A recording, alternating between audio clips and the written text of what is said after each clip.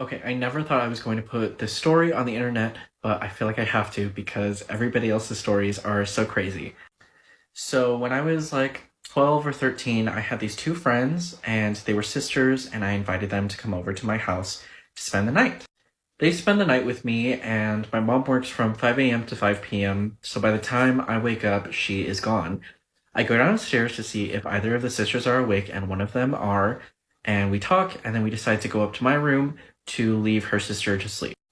We're talking, and we start talking about the paranormal and our beliefs, and then all of a sudden she's like, "Can I have a piece of paper to write with?" And I was like, "Sure."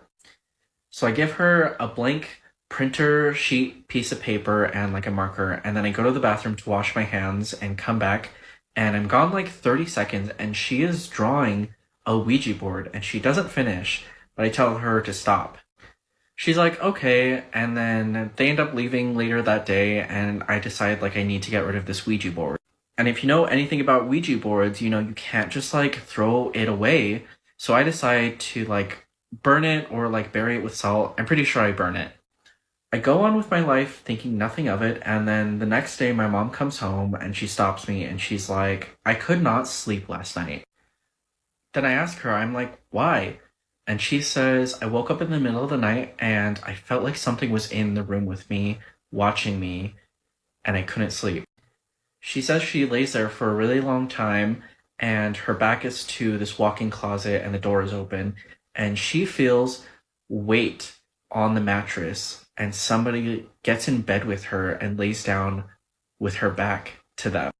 She says she's so scared that she waits until the sun rises, gets up, gets ready for work, and then leaves.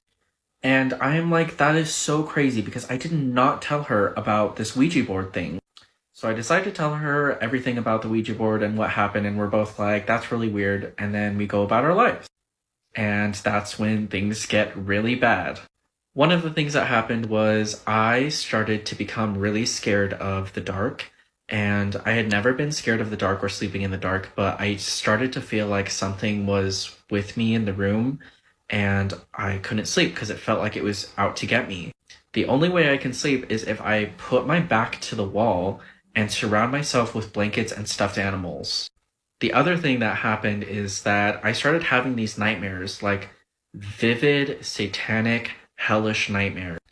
I couldn't describe to you exactly what was happening, but I just remember there being fire and blood and human sacrifice and demons and really awful things. So me knowing about occult and magic was like, what if I started drawing religious symbols on me? So the next night I draw a cross and like a Trinity symbol and a couple of other things, and then I don't have the nightmares. And I was like, maybe that's a coincidence. The next day I wash them off, I go to bed, and then I have the nightmares again. So then the next night I draw them on me again and I don't have the nightmares. And at that point I'm like, okay, there has to be a correlation, and I draw them on me every single night that I go to bed and I don't have the nightmares. Another thing that happened was I remember things would go missing, and it was always something that you were looking for, like a sock or a pen. And this was something I knew was happening with my mom too, because she would like ask me, "Did you take this thing that I've been looking for?" And I would be like, "No." And we could just never explain where these things went, and they just disappeared. Another thing that happened was even in the middle of the day, it just felt like somebody was with you, watching you, and was like out to get you. Like it was a deep feeling in your consciousness. Another weird thing that I noticed that happened was we had this little attic entryway, and there were handprints on that entryway, and I couldn't explain it because nobody goes up there. And then there's one final big thing that happened, and this is the turning point in all of it. You know how you learn how people move in your house, like their footsteps, how they close doors, and you learn who each of those people are just by the way they move? I'll come back to that point. I had just recently put all of my childhood things in a bin, like toys, stuffed animals, what have you, and I put them in the extra bedroom that we have. Being 12 or 13 years old, I was really bored and had nothing to do on this weekend, and my mom was gone, as usual. I decide to go through all of my childhood things just to entertain myself. I'm going through the stuff in this extra bedroom, which is at the top of the stairs. It's like 11 a.m., and all of a sudden I hear my mom come home. I hear her put the keys in the door, it open, her close the door, her pulling the keys out, and then her, which she always does, throwing the keys on this little table by the entryway. At that point, I'm really confused because it's like 11 a.m. and if she comes home early, it's usually like 3 or 4, but I was like, maybe she just came home really early today. So I'm sitting there waiting for her to come upstairs and she never does.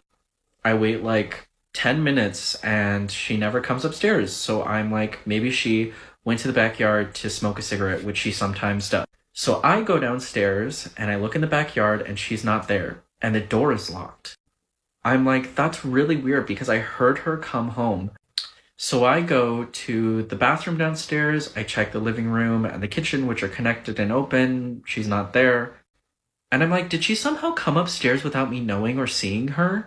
So I go upstairs, I look in her bedroom, her bathroom, that walk-in closet, and she's nowhere to be found. At this point, I feel crazy because I'm like, how would she have gotten upstairs without me seeing? Is she hiding in my room or something? I go check my bedroom, the room I was sitting in, and the bathroom upstairs, and she's still nowhere to be found. And at that point, I'm freaking out because I heard her come home. So I go downstairs and I look outside for her car, and her car isn't there. And then I look for her keys, and her keys aren't even there. At that point, I'm really freaked out. So I call my great aunt, and we're Native Americans, so I know that they know how to bless a house. I explained to them exactly what has been going on and everything that had just happened, just barely. And I'm like, you need to come down here and bless our house because things are really bad and we're kind of freaking out. I'm freaking out. And she's like, okay, we can come, but it'll probably be like a week. And I'm like, okay, I guess we'll wait a week. So I somehow managed to take a nap in the middle of the day, even though I'm freaking out. And I wake up to knocking on the front door. I'm like, who could that be? I go and check the door, and it's my two great aunts and a family friend. My great aunt has this tree sap, which is like sage, I guess, and you're supposed to put it on like the doorways and the windows and burn it around the house to cleanse the house. So she puts this in a little pie tin, just like one of those aluminum ones, and we're walking around the house as she's leading us, and our family friend has me by the shoulders and is saying this prayer about like God and protecting me and whatever. We go around the house and we do the kitchen, the back door, all the windows downstairs, the living room, the front door, and then we make our way upstairs. We do the guest bedroom, the window in there, we do the bathroom, we do my room and the window in there, and all the doors there, and then we get to my mom's room.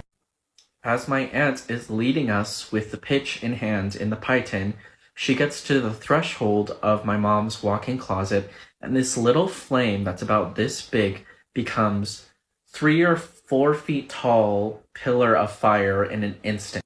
It becomes so hot in that moment that my aunt has to drop the pie tin. And there's no explanation as to how that happened. There were no windows open, the AC or heating wasn't on, there weren't any fans on in the entire house. It was like completely unexplainable. And the pie tin got so hot that it left a burn mark on the carpet. Right after that, we looked at each other and we were like, that was so weird. After that point, we were basically done cleansing the house, and then they basically said goodbye to me. After that point, we basically didn't really have any issues. I was no longer scared of the dark. I didn't feel like anybody was watching me or was in the house with me. There were a few things that did happen that were kind of weird, but yeah, for the most part, that was basically it.